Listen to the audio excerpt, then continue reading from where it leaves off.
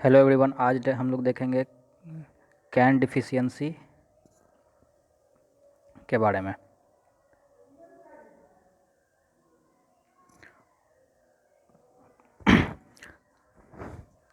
ध्यान दोगे, जब हम लोग क्या करते हैं कि कोई भी एक ट्रैक होता है तो उस ट्रैक पे क्या होता है कि डिफरेंट डिफरेंट स्पीड का ट्रेन चलता है। मतलब उस पर या तो फास्ट मूविंग ट्रेन जैसे कि राजधानी, शताब्दी, ठीक है, ट्रेन भी चलती है, और सेम ट्रैक पे पैसेंजर ट्रेन भी चलती है, ठीक है। तो दोनों ट्रेन का स्पीड जो होता है वो क्या होता है, अलग अलग होता है।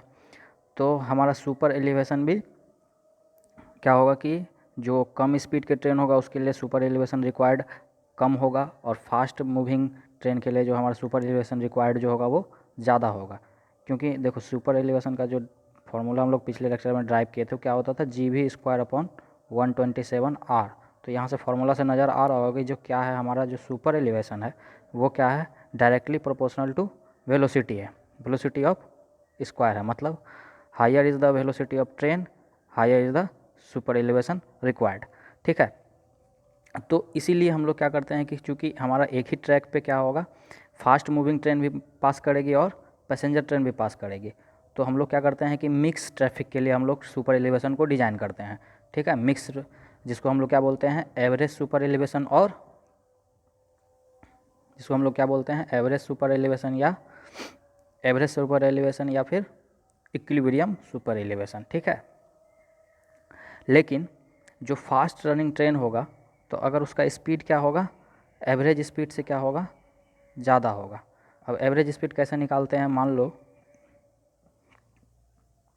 लो कि 5 ट्रेन है जो कि 120 किलोमीटर प्रति घंटा के स्पीड से चलती है। 6 ट्रेन जो है वो 100 किलोमीटर प्रति घंटा की रफ्तार से चलती है, और 4 ट्रेन जो है 80 किलोमीटर प्रति घंटा की रफ्तार से चलती है। तो हम क्या करेंगे, सेम ट्रैक पे, तो हम क्या करेंगे, एक एवरेज स्पीड निकालेंगे, एवरेज स्पीड कैलकुलेट करेंगे, ठीक है। जो जैसे हम लोग मैथ में एवरेज निकालते हैं, सेम उसी प्रोसीजर से हम लोग क्या निकालेंगे, इस सारे ट्रेन का क्या निकाल देंगे, एवरेज स्पीड निकालेंगे, और उसके लिए हम लोग एक एवरेज सुपर एलिवेशन डिज़ाइन करेंगे। लेकिन क्या होगा कि जो ट्रेन का स्पीड उस एवरेज स्पीड से क्या होगा, ज़्यादा होगा, तो उसको क्या होगा, ज़्यादा कैंट का ज़रूरत होगा। जितना प्रोवाइड किए हैं उससे क्या होगा, हमारा कैंट का रिक्वायरमेंट ज़्यादा होगा फास्ट मूविंग ट्रेन के लिए। तो जो एक्स्ट्रा कैंट रिक्वायर्ड है ना, प्रोवाइडेड से, उसको हम लोग बोलते हैं कैंट डिफिशियंसी, ठीक है। For the trains running higher than the average speed, actual cant requirement is more than the provided, ठीक है। मतलब कि जितना ज़्यादा स्पीड हो जाएगा उसका तो क्या होगा, उसका कैंट रिक्वायरमेंट भी ज़्यादा होगा, ठीक है। तो this shortage of cant is called cant deficiency, ठीक है। तो इसका अगर फॉर्मूले के रूप में लिखना चाहेंगे इसको हम, तो क्या लिखेंगे, कैंट डिफिशियंसी। कैंट डिफिशियंसी को जनरली हम लोग डी से डिनोट करते हैं। Cant deficiency is equals to E theoretical या E provided minus E actual. मतलब ई एक्चुअल हम कितना प्रोवाइड कर रहे हैं और ई थ्योरेटिकल हमको कितना कैंट की आवश्यकता है, ठीक है। तो इसको हम लोग बोलते हैं कैंट डिफिशियंसी, ठीक है। तो इसका लिमिट होता है फॉर ब्रॉड गेज अगर स्पीड ऑफ द ट्रेन क्या है, 100 किलोमीटर पर आवर से कम है, तो मैक्सिमम कैंट डिफिशियंसी कितना हो सकता है, 7.6 सेंटीमीटर, ठीक है। अगर ब्रॉड गेज पे स्पीड क्या है हमारा, 100 किलोमीटर पर आवर से ज़्यादा है, तो मैक्सिमम कैंट हो सकता है हमारा 10 सेंटीमीटर, ठीक है।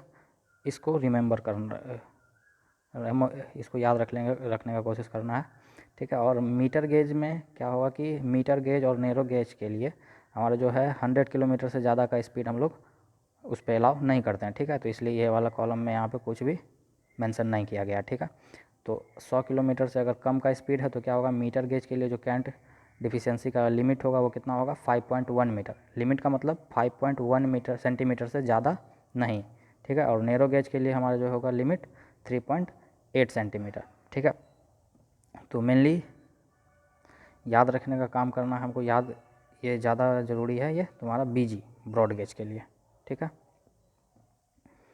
अगला जो नेक्स्ट टॉपिक है हमारा वो निगेटिव कैंट है। जब देखो कि हम लोग जो कैंट, सबसे पहले तो निगेटिव कैंट से पढ़ने के पहले हम लोग पॉजिटिव कैंट जानते हैं कि पॉजिटिव कैंट क्या होता है। पॉजिटिव कैंट से क्या था हमारा कि जब हमारा क्या था कि आउटर रेल को क्या कर रहे थे हम लोग, इनर रेल के कंपेयर में राइज कर रहे थे। लेकिन अगर हम क्या करेंगे कि इसके अपोजिट, अगर हमारा जो क्या है कि इनर रेल जो है वो आउटर रेल से क्या हो जाए, ऊपर उठ जाए, मतलब इनर रेल का एलिवेशन जो है वो क्या हो जाए, आउटर रेल के एलिवेशन से ज़्यादा हो जाए, तो उस तरह के करंट को हम लोग क्या बोलते हैं, नेगेटिव करंट बोलते हैं। ठीक है। और इस तरह का करंट हमको जहाँ पे कहाँ पे देखने को मिलता है, जब हमारा क्या होगा कि एक मेन लाइन से क्या होगा, एक ब्रांच लाइन निकलता है। ठीक है, जैसे कि ये हमारा मेन लाइन है और इससे एक ब्रांच लाइन इस तरह से पास कर रहा है। ठीक है, यहाँ से एक लूप लाइन निकल रही है, तो इस तरह के केस में हमारा क्या होता है, नेगेटिव सुपर एलिवेशन देखने को मिलता है। ठीक है, यहाँ से ध्यान से देखेंगे इस फिगर में, ये तुम्हारा क्या है,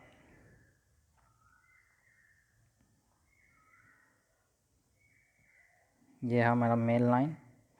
ठीक है, और ये है मेरा ब्रांच लाइन। ठीक है, तो देखो ये क्या है, पी, ये है क्यू। तो ये पी पॉइंट जो है ये इनर रेल है, इस मेन लाइन का ये इनर रेल है, और ये क्या है, आउटर रेल है। तो क्यू जो है क्या है, हाइयर देन है क्या, पी पे, पी से क्या है, क्यू हाइयर है। ठीक है, और इस ब्रांच लाइन में देखो, ब्रांच लाइन में क्या है कि ये वाला पॉइंट, ये इनर रेल है और ये क्या है, आउटर रेल है। तो यहाँ पे ये पी क्या है, आउटर रेल है, और ये क्या है, पी क्यू क्या है, हमारा इनर रेल है। तो देखो ये पॉइंट जो है, ये क्यू जो है कॉन्ट्राडिक्ट कर रहा है हमारा, कैसे, क्योंकि देखो इसमें जो मेन लाइन में ये क्यू क्या हो जा रहा था हमारा, हायर पोजीशन पे था, और ब्रांच लाइन में ये क्यू क्या हमारा हो जा रहा है, लोअर पोजीशन पे आ जा रहा है। ठीक है, तो इसलिए हमको क्या करना होगा, इस क्यू को क्या करना होगा, आउटर, इस रेल को हमको क्या करना होगा, ये इनर रेल है ब्रांच लाइन का, इसको क्या करना होगा, हमें ऊपर उठा के रखना होगा। ठीक है, किसके कंपेयर में, इसके कंपेयर में। ठीक है, मतलब ये जो हमारा ये वाला जो रेल होगा इनर रेल, ये होगा ब्रांच लाइन का, ये हमारा क्या होगा, इस रेल ब्रांच लाइन के आउटर रेल से क्या होगा, ज़्यादा एलिवेशन पे होगा। ठीक है, हायर एलिवेशन पे होगा, तो इस तरह के एलिवेशन को हम लोग बोलते हैं नेगेटिव सुपर एलिवेशन। ठीक है, इसके साथ तो अगला टॉपिक हमारा है कोनिंग ऑफ व्हील्स। ठीक है, कोनिंग ऑफ व्हील्स जो होता है, जब हम इनवार्ड स्लोप प्रोवाइड करते हैं, कितना का, 1/20 का किसी भी व्हील में, तो हम उसको व्हील में, रेल के व्हील में, उसको हम लोग बोलते हैं कोनिंग ऑफ व्हील्स। ठीक है, advantage of coning of wheels होता है to prevent the lateral movement of wheels, to reduce the wear and tear of wheels, to prevent slipping of wheels to some expanse.